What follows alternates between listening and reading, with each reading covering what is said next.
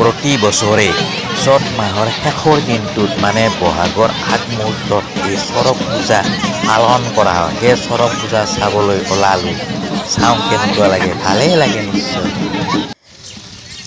এয়া চাওক, চৰক পূজা চাবলৈ আহি কি দৃশ্য দেখিলোঁ। এয়া পাহাৰ, কি ডাঙৰ ফিল্ড। ফিল্ডৰ মাজত চৰক পূজা অনুষ্ঠিতৰ কাৰণে আৰম্ভ কৰা হৈছে। মানুহৰ সমাগম লাহে লাহে হৈ আছে।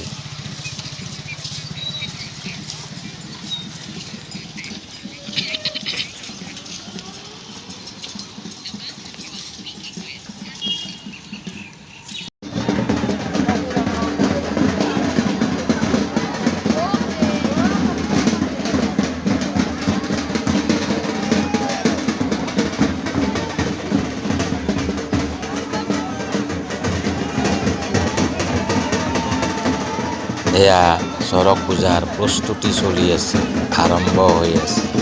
মহাদেৱক স্মৰণ কৰি তেওঁলোকে এই পূজা আৰম্ভ কৰিছে। সন্ন্যাসী জীৱন যাপন কৰি গাঁৱৰ লোকসকলে শিৱ, পাৰ্বতী, কালী ইত্যাদিৰ ভাও লৈ নাচি নাচি ঘৰে ঘৰে গৈ ভিক্ষা মাগি লয়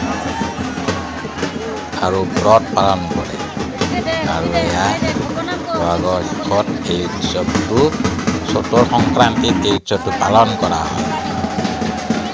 এই উৎসৱ পালন কৰিবলৈ এডাল দীঘল গছ চাফ চিকুণকৈ কাটি লোৱা হয় আৰু গছডালৰ এটা মূৰত এডাল বা দুডাল বাঁহ ধুনীয়াকৈ কাটি লোৱা হয়, যাতে তাত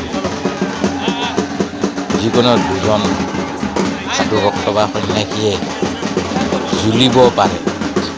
এয়া চাওক, সেই গছডাল অৰ্থাৎ বেৰডাল এটা গাঁতত লাহে লাহে পুতি লোৱা হৈছে। দীঘল পুতি লোৱা হৈছে। মানুহে টানি টানি গছডাল সুন্দৰকৈ সজাই লাল কাপোৰেৰে মেৰিয়াই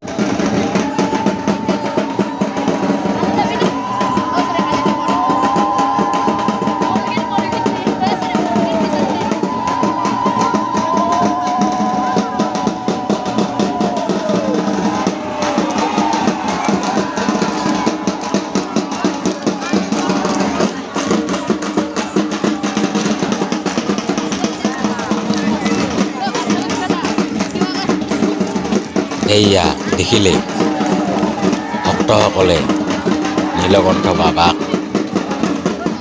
স্মৰণ কৰি গছডাল সুন্দৰভাৱে পুতি ল'লে।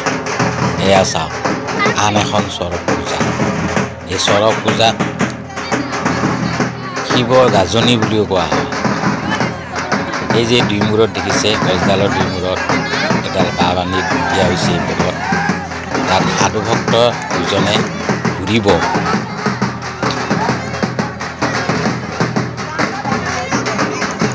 বৰ্তমান ভক্তসকলে গছডালৰ গুৰিত, মানে পুতি লোৱা গছডালৰ গুৰিত শিৱৰ পূজা অৰ্চনা কৰি আছে, যাতে অপায় অমংগল দূৰ হয়। ইসাঁজ কৰে তেওঁলোক এৰি গুচি যায়। সেয়েহে তেওঁলোকে পূজা অৰ্চনা কৰি এই উৎসৱ পালন কৰিছে।